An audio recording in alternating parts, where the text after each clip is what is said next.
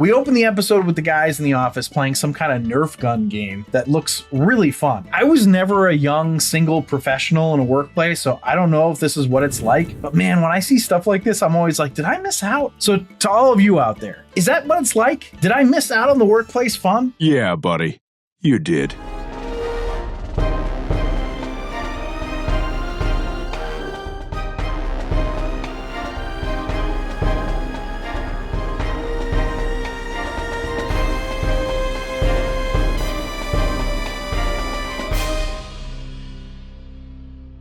Welcome back to another episode of The Rank. I'm John, and today we're going to be ranking the next episode in the Mindy Project. Now, if you're enjoying these episodes, or if you're just a fan of the Mindy Project and enjoy consuming content about it, please consider subscribing and or following. Like the episodes, comment, send suggestions to the email or questions or whatever right down below. Please also consider becoming a patron on our Patreon site at patreon.com/TheRankPodcast. Now, today we're ranking the 6th episode of the 2nd season of the Mindy Project called Bro Club for Dudes, written by Jeremy Bronson and directed by David Rogers. And now, just so you know, there are going to be spoilers ahead. You know, it's an older sitcom, so assume you've seen it if you're watching this. Now, the whole goal of this thing here is, for those of the uninitiated, is we're trying to figure out what are the best sitcoms of all time. And the best way to do that, for me, in my opinion, is to rank every single episode and then average the rankings of all the episodes. And that gives you a series ranking. So today, the Mindy Project. So let's dive in here, starting with the Potent Notables.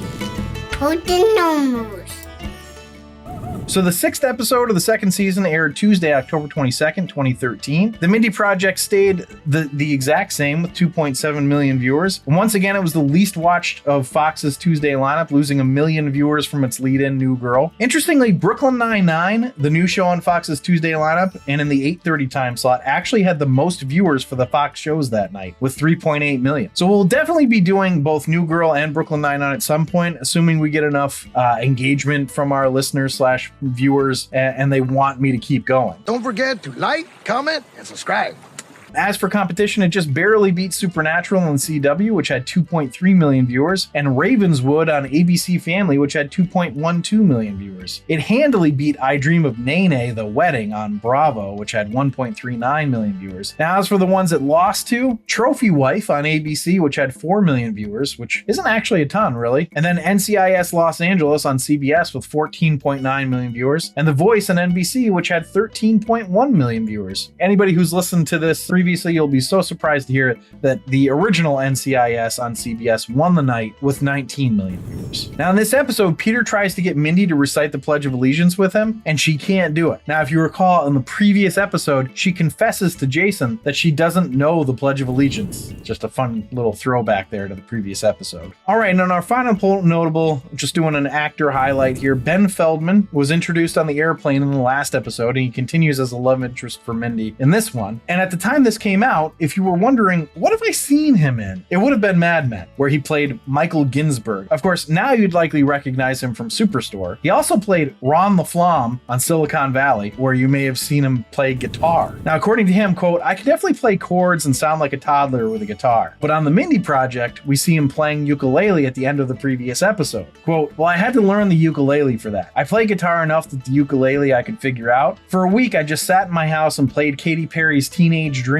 on the ukulele, which drove my wife insane. She was like, in order to deal with this, you're going to learn some songs I like." So I guess the Katy Perry hate started early in that household. Of course, 3 years later, he did another interview where he said he can't play the ukulele anymore. Quote, "I don't remember any of it. Just yesterday, I was on the Harry Connick Jr. show and they told me beforehand, Harry wants you to play the ukulele. And I had to say, I can't. I'll make a fool of myself. It's like algebra. There's no use for it in my life. And so my brain has dumped it." Really? You don't use algebra in your everyday life? Who does that? I don't know. Come on. About his arc on the Mindy Project, he said, quote, "Mindy was fun. Other than Superstore, it was the other time I played an elitist, obnoxious idiot. Actually, they're now our neighbors too. We shoot Superstore. Our Cloud 9, was the name of the store in Superstore, is literally as far away as I am from the other side of this room. So we see a bunch of them a lot. Actually, I ran into Mindy 2 nights ago," end quote. If you can't tell, that's an excerpt from an interview that he did about Superstore back when Superstore was still on the air. I just thought it was kind of fun that, they sort of stayed in touch. Those are the Potent Notables. Let's go to the episode overview. So Mindy seems to have settled into a more workplace comedy as opposed to love life comedy motif with this episode. What was even more shocking is that none of the four leading men, Peter, Danny, Jeremy, and Morgan, were really seen as love interests for Mindy in this episode either. Obviously, there were some nice moments between her and Danny, but they seemed like legitimate friendship. I found their friendship actually pretty touching when they happen in those moments of friendship in the episode. When they happen, I was like, aw, that's nice, they're friends. I suspect, though, that it will become something more fairly soon. Now, I've jumped ahead a little bit here, though. We open the episode with the guys in the office playing some kind of Nerf gun game that looks really fun. I was never a young single professional in a workplace, so I don't know if this is what it's like. But man, when I see stuff like this, I'm always like, did I miss out? So to all of you out there, is that what it's like? Did I miss out on the workplace fun? Yeah, buddy.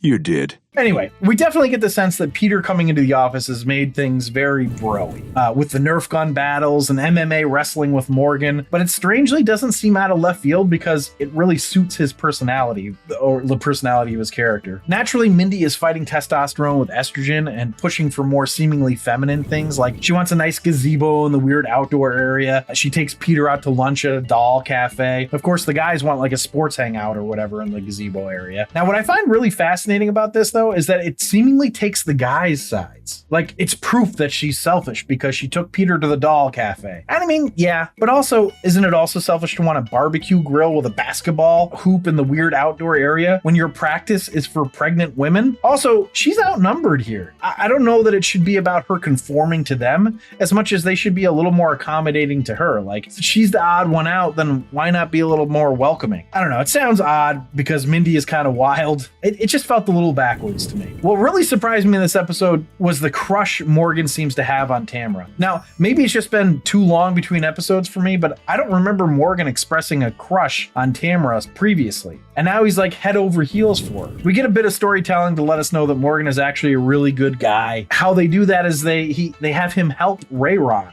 which is Tamara's long-term boyfriend. It was their 20th anniversary. She looks like she's 20, so I guess they've been dating since the womb? I don't know. Anyway, he helps Rayron do better for Tamara because he cares about Tamara. Now, I will say it was fun to finally meet Rayron, but he's not at all what I was expecting, and he's very goofy. So let's go back to Mindy for a second, because after Peter tells her how selfish she is in the doll cafe, she's determined to make it work with him. And how does she do this? She blows off her would-be boyfriend, Jason, and goes to see Peter get his ass kicked at an amateur MMA event. Now, it works to get some grudging acceptance from Peter, but it loses her Jason. So we'll be off to find another beau for Mindy soon, I'm sure, and I'm wondering when it will be Cliff.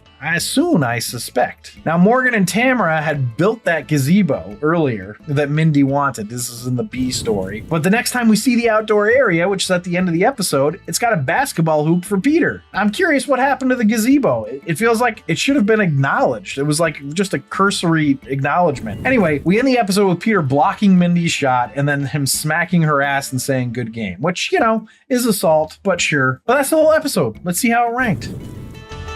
A rank.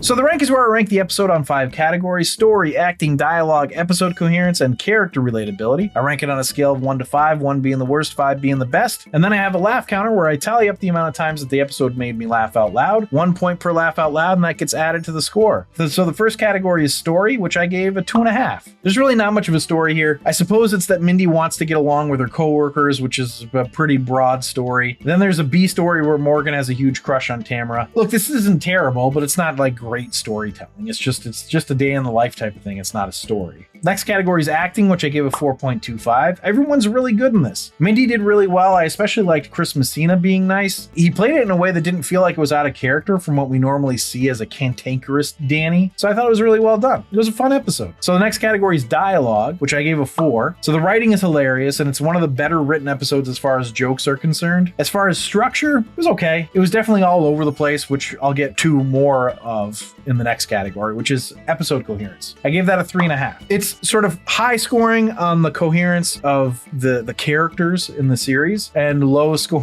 scoring for the coherence of just an episode in general. So I like the way they pointed out Mindy's selfishness. I think this will help her character grow as well. I loved seeing Danny and Mindy seeming to have a genuine friendship that we as an audience got to see evolve. Like, didn't like her at all at the beginning of the first season, and now he likes her. It's nice. However, everything else about this episode is just kind of all over the place. This happens a lot with Mindy, where it sometimes just feels like we're doing this, then we're doing this, now we're here, and we're done. It all somehow works, but then when you reflect, you go, wow, we were all over the place. Also, the Morgan crush on Tamara felt a little out of nowhere. I enjoyed it, but it was definitely like, where did this come from? So let's go to the last category, which is character relatability, which I gave a 4. It kind of seemed like in a Battle of the Sexes episode, the guys won a little bit, which felt a little odd. I mean, if they get after hours Nerf gun games, why can't Mindy have a gazebo? Either way, everyone was really relatable, other than what I just mentioned. I actually related to Mindy's doing stuff to maintain membership in her work group while sort of alienating her would-be boyfriend. I also understood his reasoning for leaving her. I don't know, it was all good. It was good. So that puts the grand total up to 39.25 for this episode of the Mindy Project, which puts it in the Holy Grail. And as for the series average, it continues its ascent as it goes to 35.3, keeping it in the Holy Grail. So thanks for listening and or watching, everyone. If you'd like to see a list of our episode and series rankings, you can do that on our website at therankpodcast.com. Remember to subscribe, review, and comment, and please consider supporting us on our Patreon site at patreon.com/therankpodcast, where you get exclusive perks. And I'll leave you with this. Why didn't they let Mindy into the bro club for dudes at first? Well, why is that? Too much charisma,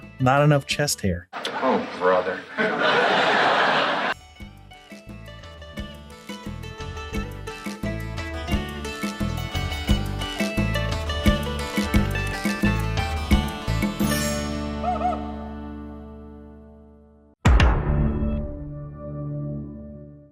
And the guys want a sports hangout or whatever. And